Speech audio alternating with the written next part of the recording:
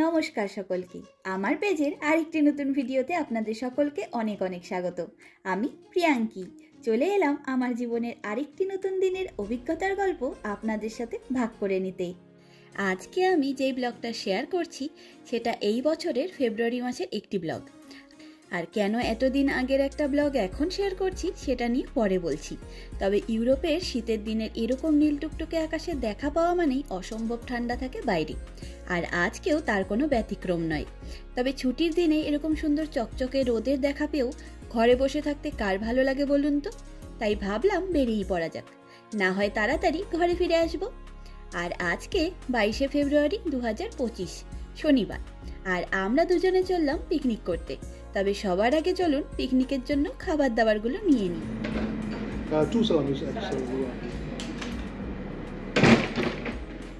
What is that next to salami? No. The top row, yeah. Next to that, yeah. Tzatziki? Tzatziki nevi na Tzatziki avec feta cheese, avec Tuna fish দিয়ে avec eggplant, avec roast beef salad, lobster salad, egg salad. Okay, so one egg salad, Yes. one tuna, Yes. আর কিছু আর কি খাবি? just one more. One more, and একটু cheese দিয়ে নিতে পারি, সেই যে পাশে যে চিজ আছে ফেটা, Yeah, one feta. ফেটা cheese. And what's with that caviar one? Yes. The palette. Yeah, that's it.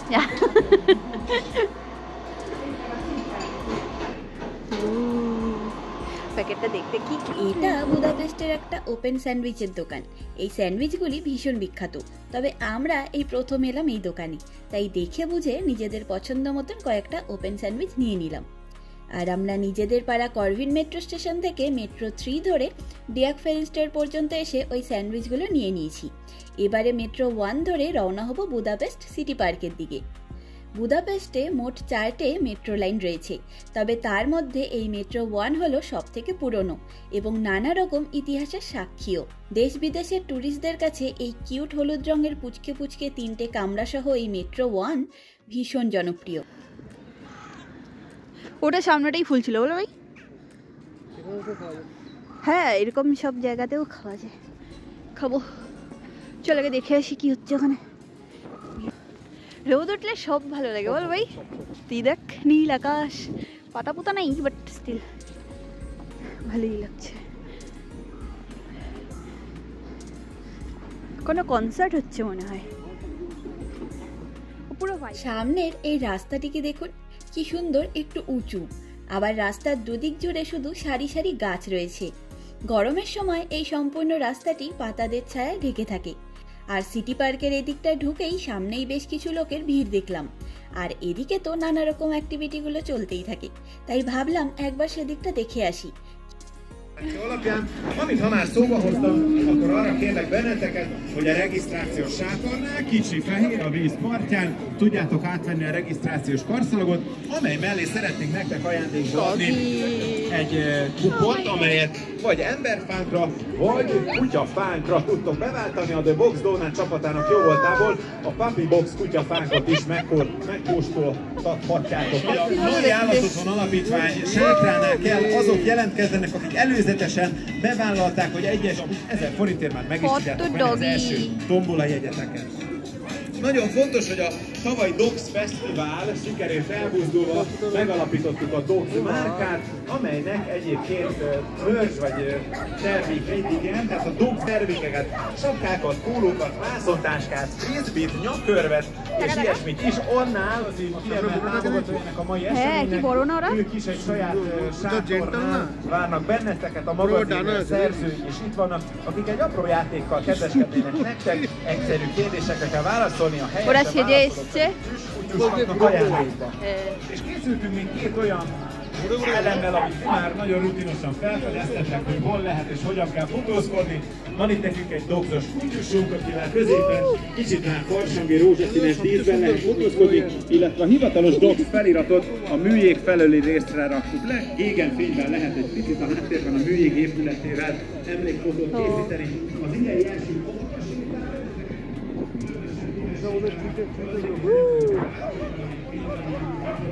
কি ভালো লাগছে সত্যি। ওপাশে চলছে স্কেটিং, ছেলেদের মেলা।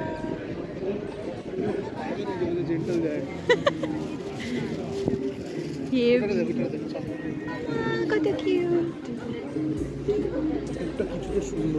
হ্যাঁ, চোখের পাতাগুলো দেখ কি সুন্দর।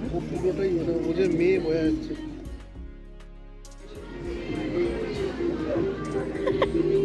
ওদের ফটো তোলার জন্য অনেক কটা ইয়ে করেছে, স্পেস করেছে। আহা, মনটাই ভালো হয়ে গেল আজকে এতগুলো ডগি দেখে। সব একসে লা লা লা লা লা লা লা লা লা লা ইয়ে ইয়ে ইয়ে ইয়ে ইয়ে ইয়ে ইয়ে ইয়ে ইয়ে ইয়ে লা লা লা লা লা। ওটার মধ্যে রোদ আছে, ওই পাশেরটায় পুরোটাই রোদ।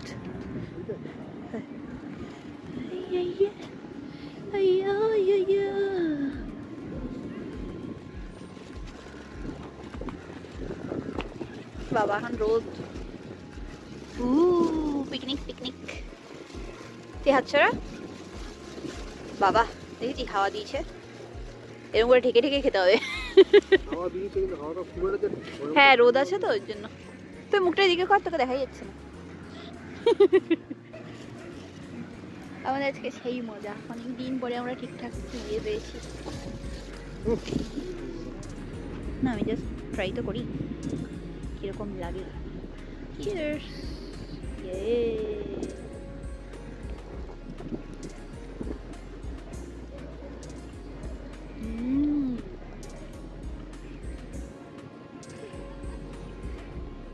দারুণ মজা। আর এই ওপেন স্যান্ডউইচগুলি যেমন দেখতে সুন্দর, তেমনই খেতেও খুব ভালো। এটা হলো টুনার ওপেন স্যান্ডউইচ।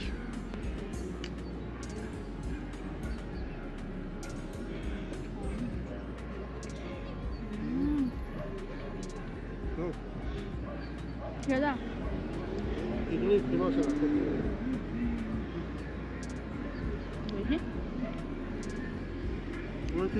আমার নিশা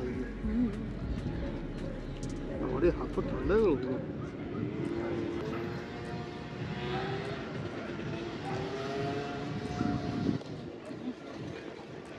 নুন আছে না, মানে মাছের ডিমটারই নিজস্ব নুন। না, নুন দিয়ে ইয়ে করতে। সত্যি বলতে আজকের দিনটা আমাদের কাছে অনেক আনন্দের, কারণ বেশ অনেক দিন পর আমরা সেদিন এরকম রোদের দেখা পেয়েছিলাম, আর ঠান্ডাটাও ছিল জমজমাটি। তবে কি বলুন তো, যতক্ষণ রোদের মধ্যে রয়েছি ততক্ষণ বেশ আরামই লাগছে, তবে ছায়ার দিকে ভুল করেও যাওয়া যাচ্ছে না। আর ওই দেখুন, ওখানে এতক্ষণ ধরে সব ডগিদের একত্র হওয়ার জন্য মিট আপ প্রোগ্রাম ছিল। এবারে সবাই মিলে একত্র হয়ে বেরিয়ে পড়েছে। কি দারুণ ব্যাপার বলুন। সবাই সবার ডগিদেরকে নানা রকম সাজুগুজু করিয়ে নিয়ে এসেছে। দারুণ একটা অভিজ্ঞতা হলো। এই নীল আকাশের মাঝে পাতা ঝরা গাছগুলিকেও কি সুন্দর লাগছে দেখুন। আমি আগেও বলেছি যে বুদাপেস্ট সিটি পার্কটি আকারে এতটাই বড় যে কেউ একদিনে এই পার্কের সব দিক এক্সপ্লোর করতে পারে না। আর আমরা এই পার্কের ভাইদাহুনিয়াত কাসেলের দিকটাতেই বেশি সময় এসে থাকি, কারণ এই এরিয়াটা আমাদের ভীষণ পছন্দের। তবে আজকে সেদিকে ডগিদের প্রোগ্রামটা চলছে বলে বেশ লোকজনের ভিড় সেখানে, তাই আমরা এখন এলাম এই পার্কের আরেক দিকে। আর সামনের এই হলুদ বিল্ডিংটি তো আপনারা আমার আগের নানা ভিডিওতেও দেখেছেন, তবুও যারা নতুন দেখছেন তাদের জন্য বলে রাখি, এটি বুদাপেস্টের বিখ্যাত একটি থার্মাল বাথের জায়গা। নাম হলো সেচেনি থার্মাল বাথ।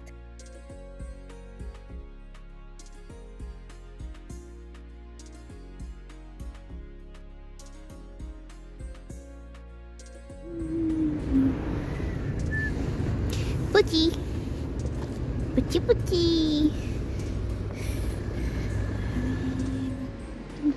এগুলো তো জল দেয় ভাই গরমের সময়, মনে নাই।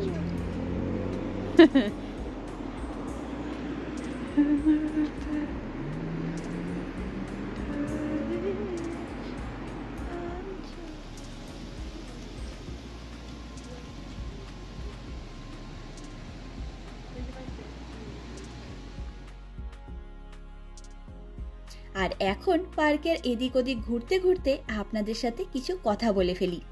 শুরুতেই বলেছিলাম এই ভিডিওটি ফেব্রুয়ারি মাসের 22 তারিখের ভিডিও, তবে এখন বলি কেন এতদিন পরে এই ভিডিওটি পোস্ট করলাম। ফেব্রুয়ারি মাসের কিছুদিন আমি ভীষণভাবে ভুগেছি নানা রকম অসুখ বিসুখ নিয়ে, তাই নিয়মিত ব্লগও শেয়ার করতে পারিনি বেশ কিছুদিন, আর ওই কারণেই কয়েকটা ভিডিও বাকি পড়ে গেছিল। আর তার থেকেও দরকারি কথা হলো আমরা পরের বছর এত ঠান্ডা পড়বে এরকম সময় পর্যন্ত হাঙ্গেরিতেই থাকবো না।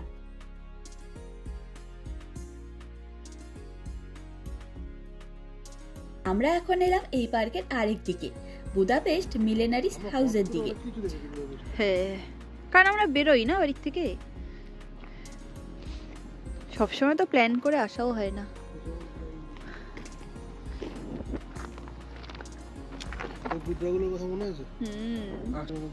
সবাই মিলে খালি জল ধরছিল।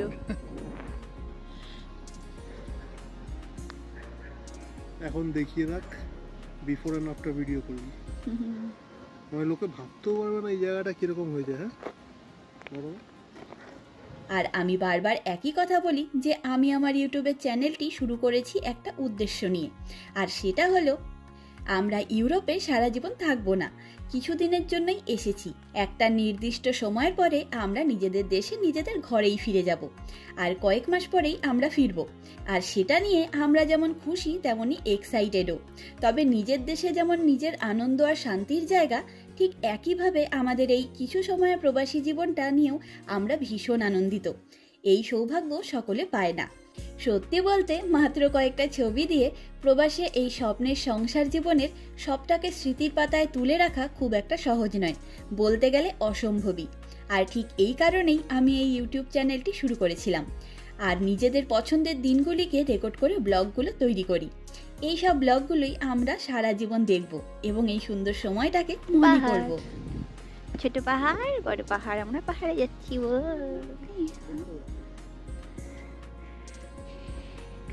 এরা আমরা পাহাড় উঠবো, পাহাড়ে।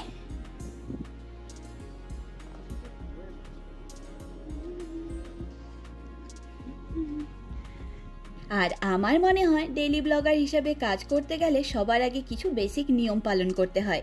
তার মধ্যে সবথেকে বড় নিয়ম হলো কোন ব্লগটি কোন দিনের, কিংবা এক্স্যাক্টলি ডেটটা না বলতে পারলেও বছরের কোন মাসে শ্যুট করেছি সেটা অন্তত পরিষ্কার করে ভিডিওর মধ্যে জানানো।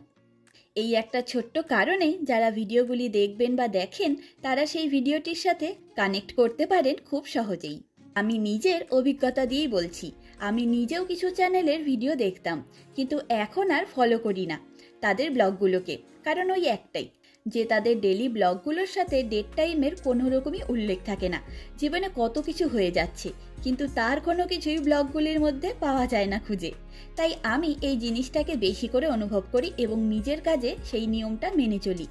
আর আমি চাই এই বিষয়ে আপনারাও আপনাদের মতামতটা জানাবেন প্লিজ, তবে আমি অন্তত নিজের কাজটা ঠিকভাবে করতে পারছি কিনা সেটা বুঝতে পারবো। আমরা শিয়ালের গর্ত খুঁজে পেয়েছি। এই বেরিগুলো কি সুন্দর। পৃথিবীর কোনো এক শিয়াল তোকে বলছে, ওরম মনে হয়। তবে জানেন তো, ওপরে এসে দেখলাম বেশ হাওয়া দিচ্ছে, ঠান্ডাই লাগছে। তবে রোদ আছে জন্য কিছুক্ষণ দাঁড়াতে পারবো। তবে এবারে গুটি গুটি পায়ে আমরা বাস স্ট্যান্ডের দিকে এগোচ্ছি। আর রাস্তার ধারে এই হলুদ রঙের গোল গোল স্ট্যান্ডগুলি বানানো থাকে সাইকেল লক করে রাখার জন্য। এই পার্কের চারিদিকে যে কত রকম বসবার জায়গা করে রাখা আছে তার কোনো ঠিক ঠিকানা নেই। যে যেখানে ইচ্ছে খাবার নিয়ে এসে বসে পড়লেই হলো। নিজেদের মতন করে সময় কাটানোর জন্য ভীষণ ভালো জায়গা এই পার্কগুলি। আমরা কই পাশে যাবো না এই পাশ দিয়ে যাবো? রাস্তা দেখছি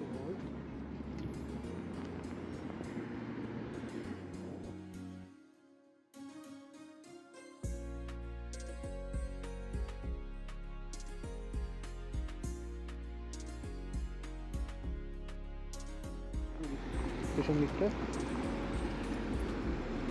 ও তো দুজনকে দেখ হাঁটছে, দেখ। ও এটা হাই স্কুল, ওই জন্যই এত সুন্দর।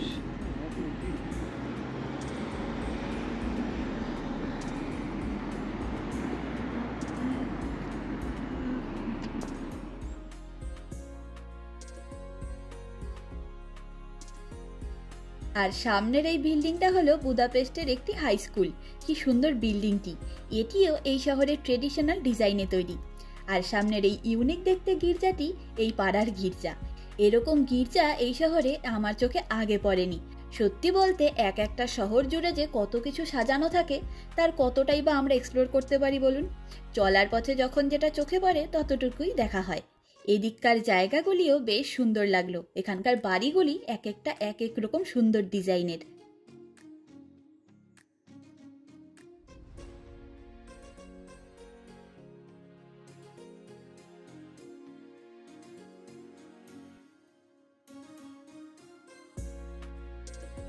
এই ভিডিওটি পুরনো হলেও আমি পোস্ট করলাম।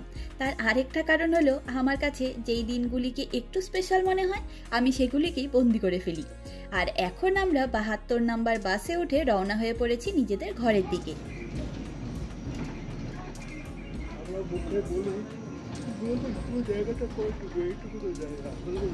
অনেক বড়, আমরা মেন মেন জায়গার মধ্যে ঘুরির জন্য বুঝি না।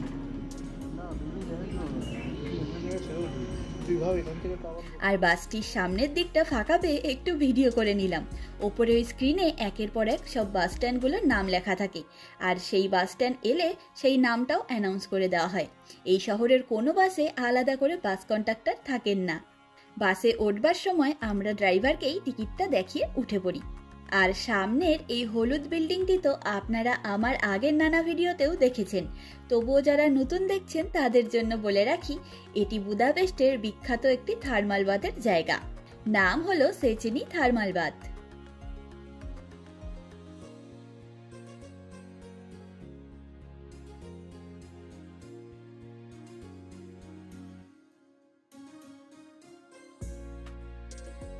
আর এখন আমরা ঘরে ঢুকলাম। বাইরেটা কি সুন্দর হয়ে রয়েছে দেখবেন, চলুন। ডিসেম্বর মাস থেকে বুদাপেস্টের দিনের বেলাটা ছোট হতে থাকতো, আর সেটা ছোট হতে হতে মাত্র বিকেল 4টার সময় রাতের ঘন অন্ধকার নেমে আসতো।